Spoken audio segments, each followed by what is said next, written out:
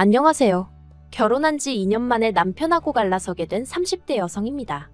지금 제 기분은 저도 잘 모르겠습니다.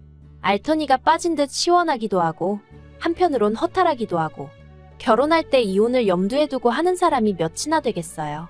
저도 그랬습니다. 4년이란 짧다면 짧지만 길다면 긴 시간 동안 남편을 만났고 만나는 동안 저도 나름대로 확신이 있었기에 결혼까지 결심하게 된 것인데 이혼은커녕 오히려 평생 남부럽지 않은 행복을 만들고 누리며 살아갈 줄 알았죠. 남편하고는 친구의 소개로 만났습니다. 좀 더 정확히 말하자면 원래는 남편 친구랑 제 친구랑 연애 중이었는데 이 커플이 여럿이서 어울려 만나기를 좋아하는 성격이거든요. 그래서 그둘이 남편과 저도 한번 만나보라며 소개 자리를 만들어준 거예요. 저희가 만약에라도 사귀게 된다면 더블 데이트도 하고 그러면 같이 캠핑도 하고 여행도 다니고 재밌을 것 같았다면서요. 그리고 그 두 사람이 어느 정도는 보는 눈이 있었던 건지 정말로 남편이랑 저랑 잘 맞았어요. 첫 만남에서부터 어색하고 그런 것보다는 오히려 얘기거리가 끊이지 않아서 신기할 정도였다니까요. 그래서 이후로 저희는 누가 먼저랄 것 없이 연락을 주고받고 만남을 이어가다가 본격적으로 사귀기 시작했죠. 그런데 친구들도 몰랐던 사실이 있었던 게 그건 바로 남편의 집안 형편이라던가 가족관계라던가 그런 거야. 사실 어지간한 친구 사이가 아니면 파악하기 쉬운 건 아니잖아요. 그렇다고 그런 걸 대놓고 묻는 것도 흔치 않은 일이고 그래서 친구들이 알면서도 저에게 말을 안 했다거나 속였다곤 생각하지 않아요. 저도 처음엔 결혼 생각을 하고 만났던 게 아니다 보니 그런 것까진 궁금하지도 않았고요. 그런데 사귄 지 3년이 넘어갔을 때부턴 남편이나 저나 적은 나이도 아니고 하다 보니 양가에서 사귀는 사람이 있으면 한번 데리고 와보라던가 결혼 생각은 있는 거냐던가 말이 나오기 시작했죠. 그러면서 이제 남편하고 이런저런 이야기를 하다가 시댁에 관해서도 여러 가지를 알게 됐네요. 일단 듣기에 시부모님은 그냥 평범하신 분들 같았어요. 아버님은 50대 중반이 되셨을 무렵 건강상의 문제로 다니던 회사를 나오셨고 이후로는 그냥 무리하지 않는 선에서 지인분 사무실에 나가고 계신다 했죠. 어머님은 평생 전업주부로 사셨고요. 남편은 그런 시부모님께 유난히 잘하려고 드는 아들도 아니었고 그렇다고 저희가 연애를 하는 동안 두 분한테 자주 연락이 온다던가 그런 것도 없었습니다. 그래서 솔직히 남편과 시부모님의 관계라던가 그런 부분에 있어서는 별 걱정은 하지 않았네요. 그리고 좀 조심스러웠지만 남편에게 시부모님의 노후는 준비가 되어 있는지 묻기도 했었는데 그래도 회사 생활을 꽤 오래 하셨으니까 연금 나올 것도 있고 그렇다며 걱정하지 말라고 하더라고요.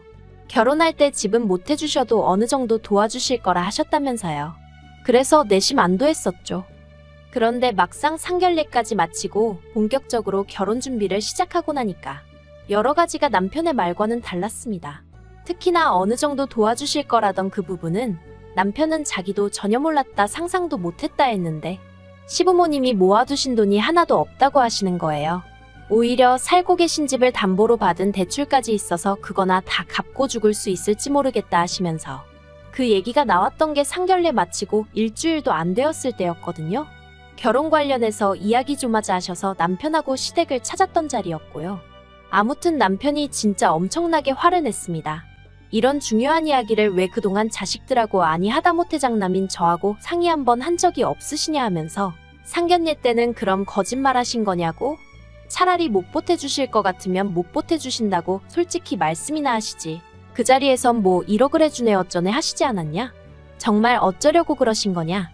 어찌나 남편이 전에 없는 모습으로 화를 내던지 오히려 제가 남편을 말려야 하나 싶을 정도였어요. 그런데 어머님 아버님은 막말로 우리가 대출을 받던 도박을 하던 장남이나마나 너한테 손 벌릴 것도 아닌데 왜 너한테 얘기를 했어야 하냐며 얘기했으면 뭐가 달라졌겠냐? 네가 돈을 해줬을 거냐 하시며 더 큰 소리를 내셨습니다. 그러니까 남편도 지금 하신 말씀 책임지시라며 자기는 절대 그 빚에 대해선 한 푼도 못 해드린다 어쩐다 그러더라고요. 솔직히 남편이 시부모님을 상대로 불같이 화를 내는 걸 보고 나니까 저는 시부모님과 남편을 별개로 생각할 수밖에 없었고 그래서 남편에게 화는커녕 싫은 소리조차 할 수 없었습니다. 제 속도 속이지만 남편 속이 말이 아니겠구나 싶은 게 오히려 어떻게 위로를 해줘야 좋을까 싶더라고요. 한편으론 친정에도 상황을 알릴 수밖에 없었습니다. 남편이 어떻게든 잘 둘러대면 안 되겠냐, 장인 장모님이 이 일로 나를 반대하시면 어쩌냐 하며 걱정을 했지만 그렇다고 친정 부모님을 속일 순 없었으니까요. 그리고 예상했던 것처럼 친정에서는 처음엔 난리가 났어요.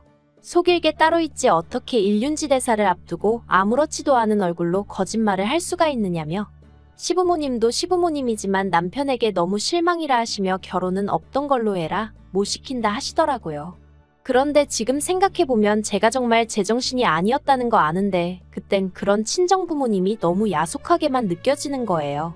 남편도 아무것도 몰랐다는데 누구보다 당사자인 남편이 제일 속상할 텐데 그걸 왜 저희 친정 부모님은 믿어주시질 않으실까? 속상하고 원망스럽더러니까요. 하지만 결과적으로 친정 부모님께선 저희 두 사람의 결혼을 허락해 주셨습니다. 헤어지려고도 해봤지만 잘 되지 않았고 눈물은 어찌나 하염없이 나던지.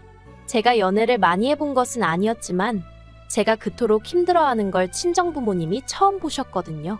그러니 이러다 딸 잡겠다 싶어서 어쩔 수 없이 허락해 주시는 거라고 하셨어요. 그리고 저나 남편이나 정말 감사하다고 실망시키는 일 없이 잘 살겠다 했죠. 다만 저도 친정 부모님 가슴에 대못 박으며 시집 가는 것 같아 경제적 지원은 받지 않겠다고 했습니다. 저나 남자친구나 모아둔 돈이 아예 없는 것도 아니었으니 서로 돈을 합치고 거기에 대출받으면 전세 정도는 구할 수 있겠다 싶었거든요. 남편과 결혼 전 저는 3살 터울의 여동생과 함께 자취생활을 하고 있었어요. 원래 본가도 경기도라 저나 여동생이 출퇴근하는데 큰 무리는 없었는데 저와 달리 여동생은 독립에 대한 의지가 확고했거든요. 물론 친정 부모님은 허락해 주시지 않았지만요. 그러니까 여동생이 자기가 번 돈으로 나가겠다 하면 누가 무슨 수로 말리겠냐면서 정말 한 5년 동안 자린고비저리 가라 싶을 만큼 짠순이 마냥 살더라고요. 그러더니 하루는 친정 부모님께 이제 정말 말리지 마시라며 내 능력으로 나가 살겠다고 거의 선언하듯 통보를 해왔죠. 그리고 친정 부모님은 그런 여동생이 내심기특하면서도 한편으론 걱정이 이만저만이 아니셨답니다. 그래서 나름대로 해결책으로 제시하신 게 언니인 저와 같이 나가 살아라였죠. 당연히 여동생은 그럼 그게 무슨 독립이냐 하며 싫다 해댔지만 친정 부모님의 고집을 꺾지는 못하더라고요. 그래서 제가 여동생이랑 같이 살기 시작했어요. 다만 1억 4천에 달하는 전세자금 중 1억에 가까운 돈을 여동생이 부담했기에 제가 나머지를 보태고 생활비를 댔어요. 참고로 여동생은 저와 달리 결혼이며 임신이며 말만 들어도 진저리를 칩니다. 자기는 혼자 잘 먹고 잘 살다 갈 거라면서 말이죠. 그런데 문제는 이제 제가 결혼을 해야 하니까 보증금에 묶여있던 제 돈이 아쉬워지더라고요. 돌려달라고 하자니 동생이 집을 줄여 이사를 가야 할 상황이었는데 언니 된 입장에선 동생이 지금보다도 열악한 환경에서 살게 하기도 그렇고 그래서 결국 제 돈은 친정 부모님이 먼저 저에게 주시고 나중에 동생이 이사를 하거나 그러면 그때 동생한테 받으시겠다대요. 감사했죠. 마음도 놓였고요. 그런데 왜인지 보나마나 남편이었겠지만 이 세세한 내막을 시댁 식구들도 다 알고 있더라고요. 한편 몇 달 전부터인가 어머님과 통화를 할 때면 어머님께선 하소연하듯 시동생들의 소식을 전하셨습니다. 시동생 둘 다 허파에 바람이 들었는지 서울 타령을 그렇게 해야 된다면서 말이죠. 그리고 그럴 때마다 저는 솔직히 찜찜한 마음을 감출 수가 없었어요. 이건 뭐 나더러 시동생들을 한번 불러주라는 말씀이신가 싶기도 했고 그런데 제가 시동생들하고 그렇게 가까운 편은 아니었거든요. 어떻게 말해야 하나 싶은데 솔직히 보고 있으면 한심합니다. 일단 남자 시동생은 사업을 한답시고 매일같이 이 사람 저 사람 만나서 술 마시고 다니는 게 일이었어요. 게다가 제가 말은 안 했지만 남편이 저 몰래 얼마씩 용돈까지 쥐어주는 상황이었으니 그리고 신우도 나이가 29으로 결코 어린 나이가 아닌데 어쩜 그렇게 철이 없는지 몰라요. 어떻게 해서든 제대로 된 직장 들어가서 자기 밥벌이할 궁리는 안 하고 돈이 없네? 아르바이트 해야겠다. 돈 들어왔네? 써야겠다. 정말 이렇게 생각하고 사는 눈치였거든요. 그리고 여기도 저희 남편한테 걸핏하면 돈 뜯어가는 거 저 다 알고 있었어요. 하지만 나름대로 오빠 노릇한다고 그러는가 보다 싶어서 그냥 내버려둔 거죠. 아무튼 그런 시동생들이 급기야 하루는 저희 남편한테 그러더랍니다. 서울에서 제 여동생이 혼자 산다지 않았냐? 언니랑 살던 집이라며 그럼 방도 하나 더 있을 거 아니냐? 거기에 자기들이 가서 살게 해달라고요. 저는 처음에 남편이 그 이야기를 하는데 이게 무슨 미친 헛소린가 싶었어요. 내가 뭘 잘못 들었나 싶기도 하고 그걸 말이라고 전하고 있는 남편도 어이가 없었죠. 시동생들이야 워낙 철딱서니가 없고 그걸 전한 남편이 모르는 것도 아니니 남편 선에서 말 같지 않으면 잘라내고 말아야지. 그걸 뭐 한다고 나한테 전하냐고요. 그래서 제가 남편한테 말이 된다고 생각하냐고 짜증을 냈어요.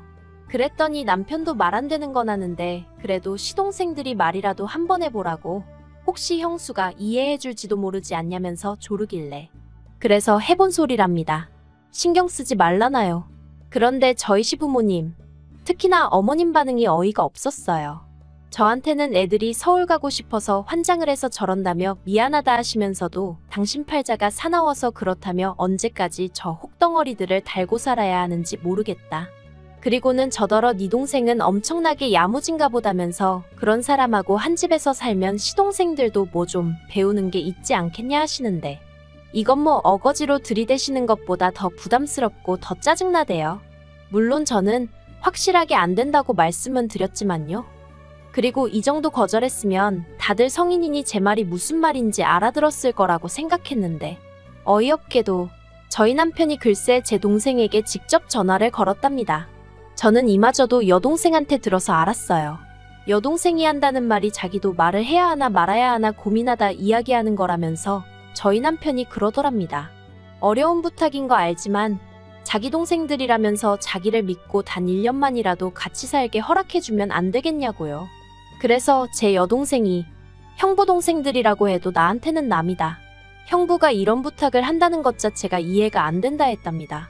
그런데 저희 남편이 제 동생더러 그러더래요. 남이라니 서운하다. 나는 처제를 친동생이나 다름없다고 생각했다. 그리고 어차피 처제는 아침에 출근했다 저녁 늦게 나야 집에 오고 그럼 대낮엔 빈집이나 마찬가지인데 서로 마주할 만한 시간도 없을 거다. 저희 남편이 어찌나 억지를 쓰던지 결국 듣다 못한 제 여동생이 저희 남편더러 형부 이러시는 거 너무 불편하니까 앞으로 이런 이야기 하실 거면 연락하지 말라고 그랬답니다. 그랬더니 저희 남편이 제 여동생더러 이제 보니 은근히 말하는 거 싸가지가 있네 없네 하면서 진짜 실망이라고 자기는 반대 경우였으면 자기 동생들을 때려서라도 처제 데리고 살라고 했을 거라며 서운하네 어쩌네.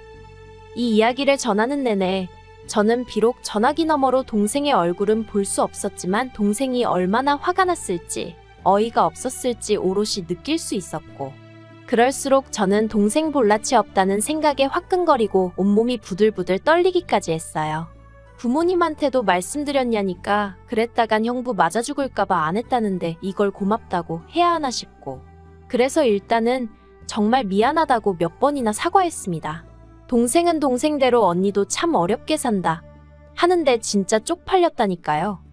전화를 끊고도 한동안 분을 참을 수 없었고 저는 결국 퇴근한 남편이 집안에 들어서기가 무섭게 따지고 들었어요. 내 동생한테 전화했냐고 전화해서 정말 시동생들하고 같이 살아달라 어째달라 그딴 소리를 했느냐 했죠.